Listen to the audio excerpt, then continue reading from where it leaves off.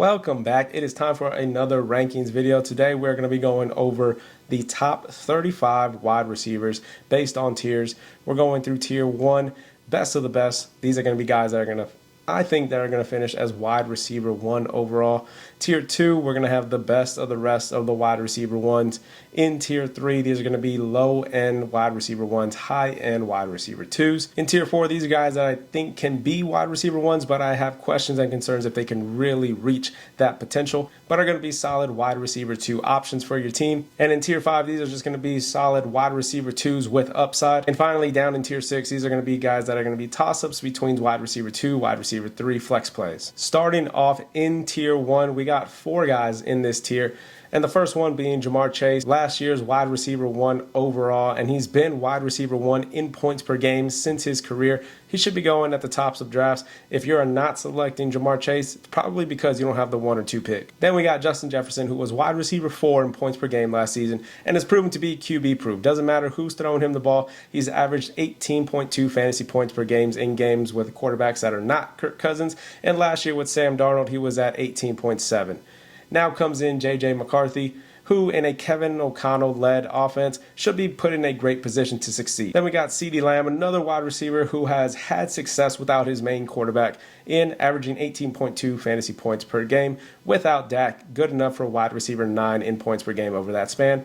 And then when he's had Dak, he jumps up to 19 fantasy points per game, including his wide receiver 1 overall finish in 2023. Now going into the 2025 season, he does have a healthy Dak going into training camp. And now he probably has the best wide receiver 2 he's had in his entire career alongside him, with the Cowboys trading for George Pickens in the offseason. Defenses are going to have to account for George Pickens, so they can't focus solely on CeeDee Lamb like they have in the past. And then the last guy that we have here in tier 1, I originally had him in tier 2 with the best of the rest of the wide receiver 1s, but as I was going through my research and going through everything, I decided to move him up into tier 1 because I think he can finish as wide receiver 1 overall this season. Right, he's been nothing but a wide receiver 1 in points per game over his first 2 years, and he's been at the top of nearly every category on a per game basis, like target share, receptions, yards per route run, first downs per route run. He can definitely finish as wide receiver 1 overall this season if he can get his touchdowns up. Puka Nacua has only scored 10 touchdowns through his first 2 seasons, and last season he was 28th in red zone targets, and in 2024 he was 20th in red zone targets. Now with Davante Adams there, he's probably going to stay around the same in red zone targets, as Davante Adams will probably be the red zone target for the Rams this upcoming season. But again, he's been at the top of nearly every category when he's been on the field his first 2 years. I don't see why he can't finish as wide receiver 1 overall in 2025. Now moving on to tier 2. These, again, are going to be the best of the rest of wide receiver 1s. Guys that are going to be wide receiver 1s for your team. Going to finish in the top 12 of wide receivers in the 2025 season, in my opinion. Now, first up, we have Amon-Ra St. Brown. You've probably heard that he is probably the safest pick as wide receiver, as he's finished with back-to-back wide receiver 3 overall finishes in the past 2 years. And he's been wide receiver 8 in points per game since he's entered the league with 17.3 points per game. Does get a new play caller in Detroit this season, but he should still see plenty of opportunity as the wide receiver 1 in Detroit. Then we got Brian Thomas Jr., one of my favorite players to watch last season, especially over the back half of the season where he was 11th in fantasy points per game.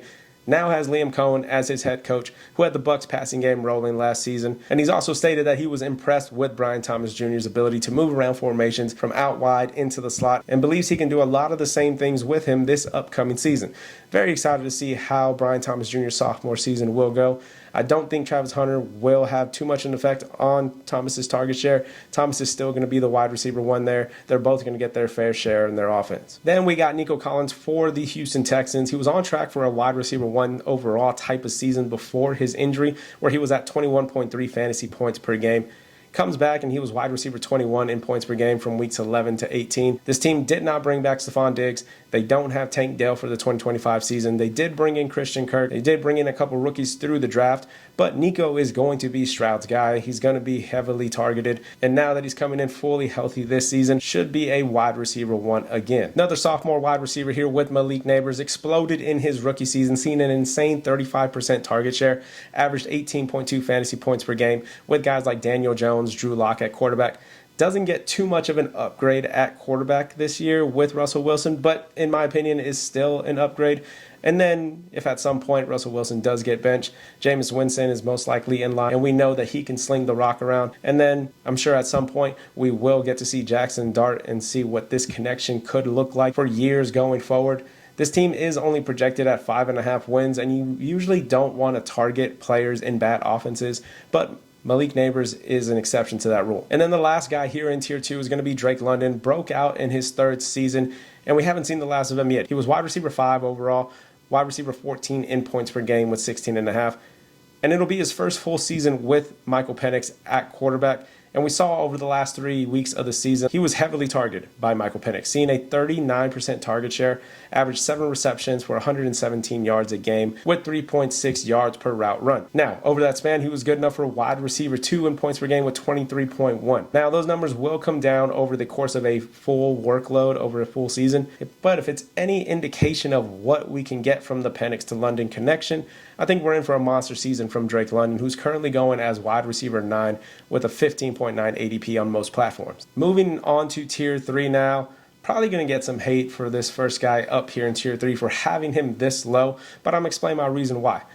Right? A.J. Brown, wide receiver 13 in points per game in 2024, with missing some time early on in the season. Still a great NFL wide receiver, right? I think he's one of the best. But the reason why I have him here in Tier 3 is that the Eagles were so run heavy in 2024 with Saquon. They had the lowest pass rate in the NFL, and it led to dips in A.J. Brown's production on a per-game basis, seeing less receptions and yards than he did the first 2 seasons with Philadelphia. Again, still a great NFL wide receiver, saw 31% target share, the second highest in the league, with a 3.6 yards per route run. So making the most of his opportunities when those opportunities come, but with Saquon still there in Philly, with how effective they are in the run game, I just don't see him getting the volume to beat out the guys that I have above him. Now, Tyreek Hill in Miami, a top draft pick for most last season, and it turned into disappointment as he finished 32nd in points per game at the wide receiver position with 12.8. A lot of that can be attributed to Tua being out, where he averaged 15 points per game when Tua was in the lineup. Now, Tua is healthy going into the season, but can we trust that to stay? I mean, that's the big question in the air, right? Looking at what he has for competition, the Dolphins did trade away Jonnu Smith, who accounted for 111 targets in this offense in 2024. So it's going back to him. It's going back to Jalen Waddle, to Devon Achane as the main targets for Tua in this offense. Still a very highly effective wide receiver when he does get the ball in his hands. Currently going as wide receiver 13 with a 22.9 ADP over on Underdog Fantasy. You can currently get him in the middle to late second round of your drafts, and I think he has a bounce back season this year. Next one up here in Tier 3 is going to be Ladd McConkey, wide receiver 14 in points per game last season over the back half of the season with 2.9 yards per route run, while seeing a 25% target share in this Chargers offense. Chargers didn't add anyone of huge significance this offseason to compete for Ladd with targets, so he should continue to be the top guy for Justin Herbert, even if they do go to a more run-heavy approach with Amari Hampton and Najee Harris. I think he'll still get his fair share of production and be able to produce for your fantasy teams. Last guy up here in this tier is going to be T. Higgins, finished as wide receiver 6 in points per game with 18.5, but he did miss 5 games for the second straight season, which is a concern, and he should be a great value for owners at wide receiver 14. 25 overall ADP, as the Bengals had the highest pass rate of any team in the NFL in 2024, and I don't see that changing in 2025, as they did nothing to improve their defense, which is just going to lead to Joe Burrow and the boys having to pass the ball at a very high rate once again. So Rashee Rice, first guy up here in Tier 4, and personally, I had him in Tier 3 with the low-end wide receiver 1s, high-end wide receiver 2s, but with all the news that just came out about him, I moved him down into Tier 4, right? All reports do indicate that he is healthy and will be a full go for training camp, but with the recent news that he was sentenced to 5 years probation, 30 days of jail time, which can be served anytime during those 5 years, stemming from his role in a multi-car crash in Dallas last offseason. Right, we're going to have to see what kind of suspension the NFL does have him, but assuming that it is anywhere between 2 to 4 games, his ADP shouldn't drop a whole lot from where it's currently at a price of 31 overall. But if he ends up being anything more than 4 games, it should drop significantly, considering that the most ideal time to have him would be during the playoff push and the fantasy playoffs. And this is me assuming that he would just slot back into his role as the main target for Patrick Mahomes, where he was before his injury, as he was wide receiver 3 in points per game last year, seeing a 33% target share and 3.5 yards per route run on his way to a breakout season. We do have to factor in him getting reacclimated to game speed, getting integrated back into this offense. With the suspension, that would just take more time to do. Right? I don't think he comes in right off the suspension and you're able to start him right away and he immediately becomes a wide receiver 1.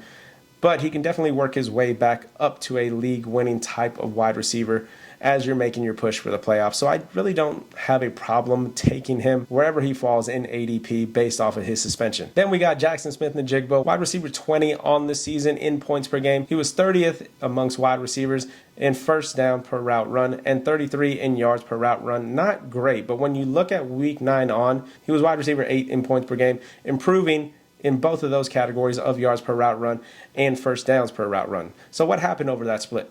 He saw a jump in target share going from 20 to 27, and going into 2025, he no longer has competition with DK Metcalf or Tyler Lockett.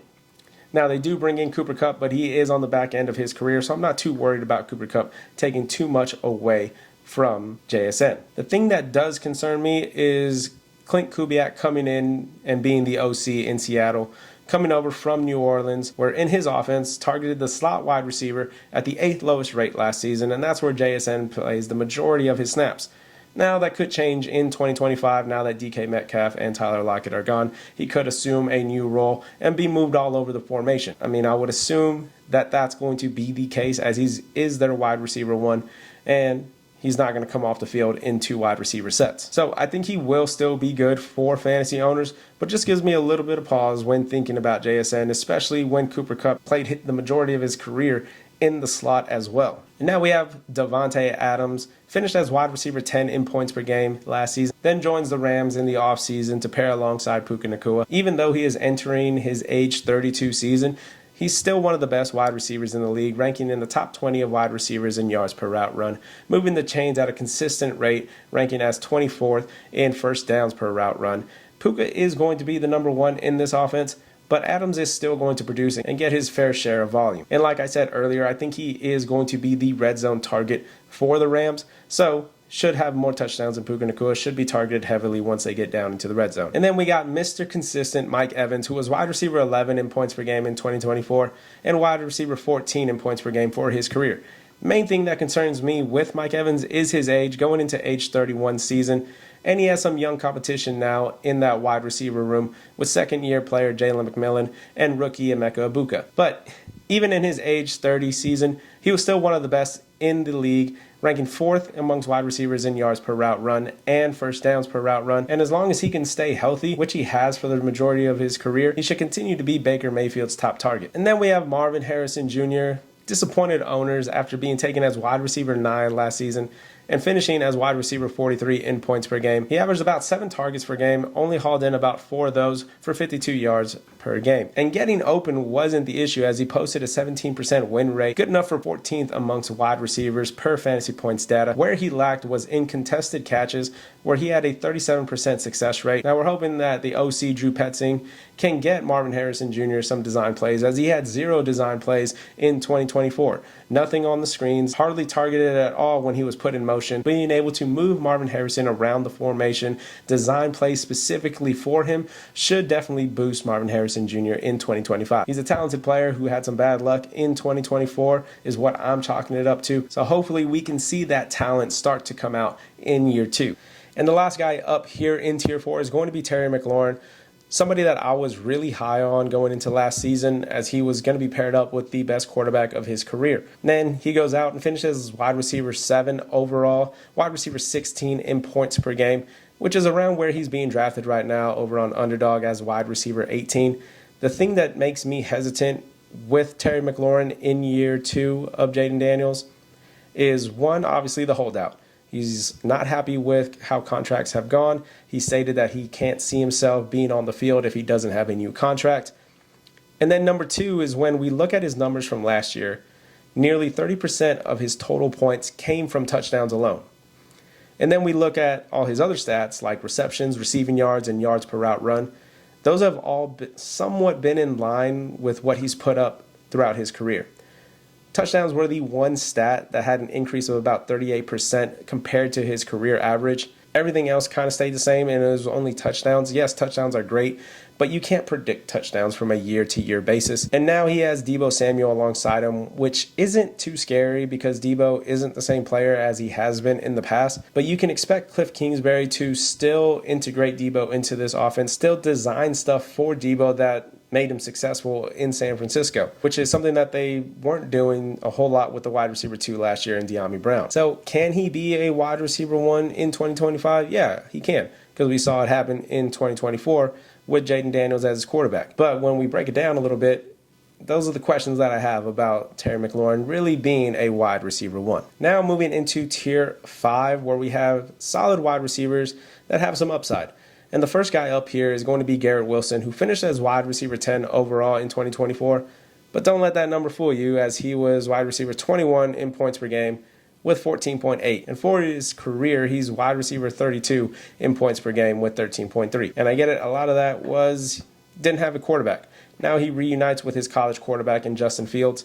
And looking at Fields, he's only supported one top 10 fantasy wide receiver in his career, which was DJ Moore back in 2023.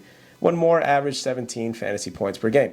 And that's what a lot of people keep comparing Garrett Wilson to, and why they think he's going to have a great season in 2025. But other than that, Fields' top wide receiver has averaged 10 fantasy points per game. The plus side to that is that his top wide receiver usually sees about a 28.5% target share.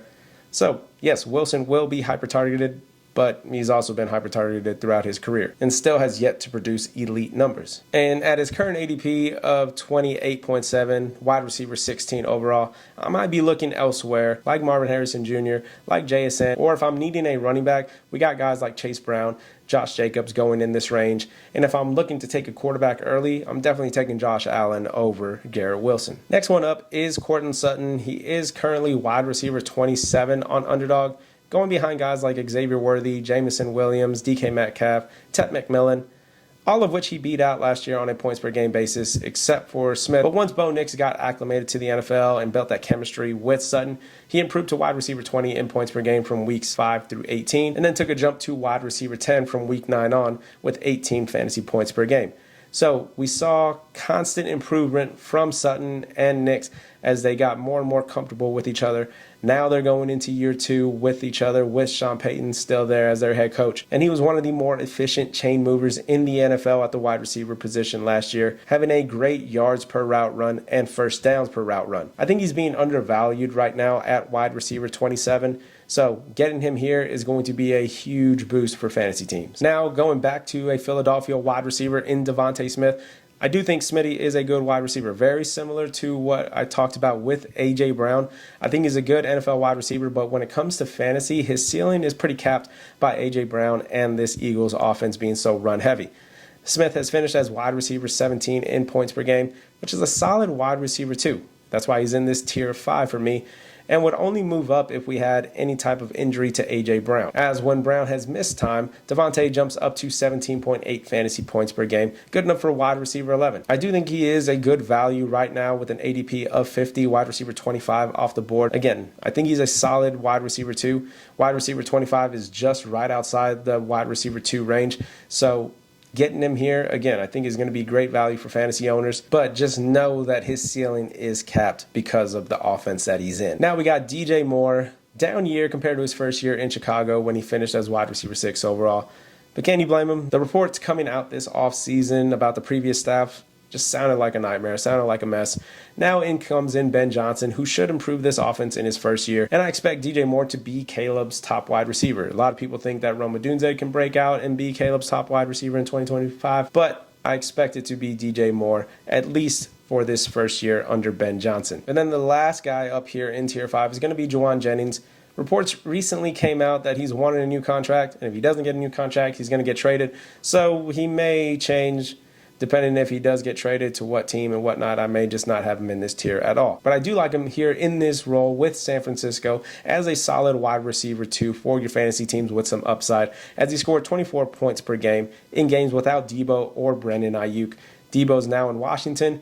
Ayuk's not going to be ready to start the year. So it's going to be Jauan Jennings that is going to get the first nod at wide receiver 1 for the San Francisco 49ers. Now, it is rare for a 28-year-old to have a breakout season, but he's proven to be an efficient chain mover for the 49ers, ranking in the top 10 of wide receivers in yards per route run and first downs per route run. If he happens to get a new contract and isn't holding out or doesn't get traded, I think it can be a solid value for fantasy owners at wide receiver 36 off the board. Then moving into our last tier, these are guys that I think are going to be toss-ups between wide receiver 2, wide receiver 3, flex play range. And the first one up here is going to be Jayden Reed. And I know, disappointed in 2024 after he was being hyped up throughout the draft process, where he was wide receiver 42 in points per game last season with 11.5 and only saw a 64% snap share with a 16% target share. And then the Packers go out and draft a wide receiver in the first round with Matthew Golden, and all of that's been baked into his ADP. Currently at 95 overall, wide receiver 46. The Packers were a lot more run heavy in 2024 than they were in Reed's rookie year, where he did see an increase in target share than he did last year, and he was wide receiver 13 in points per game over the back half of the season. And you contribute a lot of that to Jordan Love dealing with his injuries and Josh Jacobs just being successful in the running game. Now going into 2025 with a healthy Jordan Love, this Packers offense may look to get more balanced, and Reed is very effective when he is targeted by Jordan Love. Last season in games where Reed played more than 70% of the team's snaps, he averaged 15 fantasy points per game and was just outside the top 10 of wide receivers in yards per route run. Christian Watson is not going to be available to start the year. Dontavian Wicks dealt with drops throughout the season last year, so he might be in the doghouse. So he's not going to be competing with at least those two guys for snap share. Romeo Doubs is still there, and again, they do have their rookie wide receiver in Matthew Golden. So if he can get on the field, I think he's going to be successful. Historically, we've seen third-year wide receivers break out more than any other year at the position. So why not Reed this year? Especially at his current ADP, it's nothing but upside. Now looking at DK Metcalf, you take away his only top 10 finish from 2020, and he is wide receiver 31 in points per game for his career with 13.3. He's now on a new team with a new OC and Arthur Smith, who has been bottom 5 in pass rate in the NFL over the past 3 seasons, and the wide receiver 1 in his offenses has never had a wide receiver finish of higher than wide receiver 30. Currently, DK is going 7 spots higher at wide receiver 25, above guys like Courtland Sutton, Devontae Smith, Jauan Jennings, all of who I'd rather have over DK Metcalf. Now, you could argue that DK and Rodgers is the best duo that Arthur Smith has had since A.J. Brown and Ryan Tannehill in Tennessee. But both Tannehill and Brown were highly efficient, with Tannehill averaging 20 points per game and Brown averaging 17 points per game that season, while the Titans were still top 5 in run rate with Derrick Henry rushing for 2,000 yards that season. I don't think they're going to be able to recreate the same success in Pittsburgh in 2025, so I'm fading DK at his current ADP. Now over in Detroit, Jameson Williams had the best season of his career, finishing as wide receiver 26 in points per game and wide receiver 22 overall. So a jump in snap share from an average of 36% over his first 2 seasons to 80% in 2024. Now, a lot of that was due to a suspension and injury. Now, we're finally seeing what he is capable of when he is on the field, as he had an 18% target share in 2024 and one of the best efficient chain movers in the NFL, ranking inside the top 20 of wide receivers in both yards per route run and first downs per route run. Question marks on this offense is how will they transition from Ben Johnson to Jonathan Morton? But as wide receiver 25 off the board, I would say that would be his ceiling as wide receiver 2 for fantasy owners, and I'd like to get him a few spots later if he does fall. Now we have George Pickens, who gets traded to Dallas this offseason and now has the best quarterback of his career, alongside one of the best wide receivers in the league already, to draw attention away from him. Pickens has been one of the best vertical threats in the league. Per Warren Sharp, Pickens' last 2 seasons, he was first in receiving yards and second in receptions in 15-plus yard go routes, while his new quarterback Dak Prescott was first in passing yards and second in attempts in 15-plus yard go routes. So, sounds like a perfect match for both parties involved. Dak has been able to support 2 top 24 wide receivers. Not often, but he has done it before, with Gallup finishing at the highest at wide receiver 22 in 2020, while Amari Cooper was wide receiver 10 that year.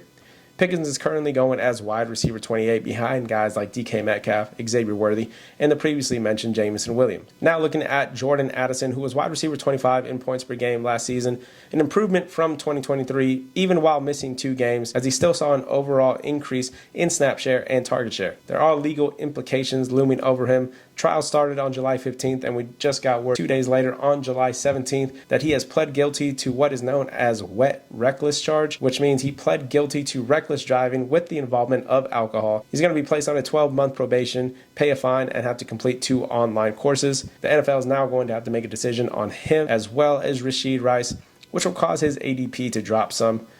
Currently going around pick 78 on most platforms, going over guys like Chris Olave, Zay Flowers, Jalen Waddle, and Calvin Ridley, which I think I would still rather have Addison over those guys, even with the suspension to start the season. If you're in a standard 2 wide receiver, 1 flex league, or you're not really needing him to contribute early on, so you won't miss him in your lineup, I will take him over those guys, even though they are wide receiver 1s on their respective teams. I would still rather have Jordan Addison, who's the wide receiver 2 on his team, just because he's expected to be in a better offense. But in this range, if you wanted to opt for another position, you certainly can. If you're looking at quarterbacks, you have Baker Mayfield, Bo Nix in this spot. You even have Patrick Mahomes, who is going a few spots ahead of him, but if he falls from his 65 ADP spot, you can grab him there. You also have some running back 2s in this range, like Caleb Johnson, Pacheco, Aaron Jones. And if you're looking at tight ends, you have Hockenson, Kelsey, and Mark Andrews. Now, speaking of Calvin Ridley, who I just mentioned in the list of guys that are going around Jordan Addison, he's the next guy up on this list at wide receiver 28 overall last year, wide receiver 30 in points per game. He does get an upgrade at quarterback in Cam Ward, but this is still projected to be a bottom 5 offense with their line set at 5.5 wins. Historically, wide receiver 1s in bad offenses don't perform well for fantasies.